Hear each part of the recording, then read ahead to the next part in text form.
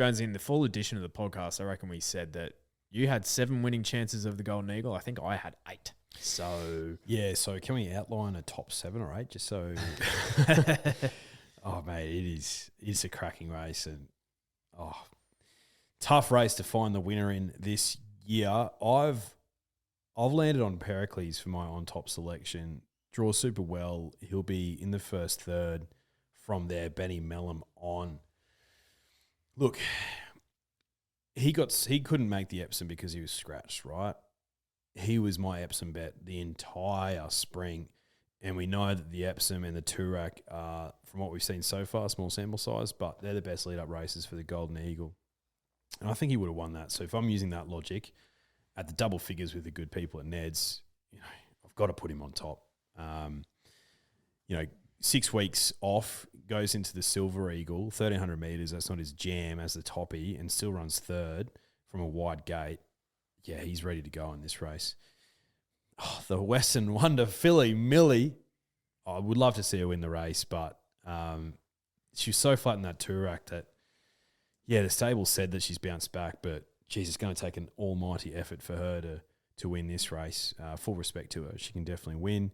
I don't have much between her and Legarto, though. Legarto could just be a freak who wins this as well, and would not be surprised at all. So got her running into third. I'm risking so many here in my top 4, but the Toorak winner, what's he done wrong? Attrition. The form he's had this prep is fantastic. He's got a bit of tactical speed, draws the absolute car park, which isn't going to help him, but he would not shock at all. Just said Toorak is great form for this race, so he's an enormous figure with the good people at Ned's. That first 4 could pay anything. it could. And your third place getter is my on-top selection, Legarto. As you mentioned, she could just brain these. She's a really, really special mare, and she beat the Toorak winner in the Australian Guineas in the autumn as well. Her prep has looked sensational so far. She wants to be on top of the ground. By all reports, she goes better on her Sydney leg. Barrier 6. Like, there's so many ticks, I'm losing count. Osipenko into second for me. I think he is well over the odds. Racing against the likes of Mr. Brightside, Alligator Blood, not losing by too far. Freshened 4 to 5 weeks in between that Turnbull run as well. He was only beaten 2 lengths behind the likes of Romantic Warrior that day. Like, I feel like that could kind of line up for a race like this.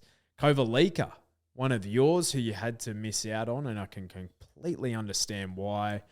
He's a mile to 2,000 metre horse. I reckon he'll be running in the Queen Elizabeth next year over the 2,000. But 1,500 metres against his own age, he has that brilliant turn of foot where he'll be coming from near last, but he might be that white silked freak down the outside.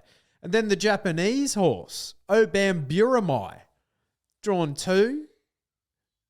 He just might be an absolute freak. You don't know.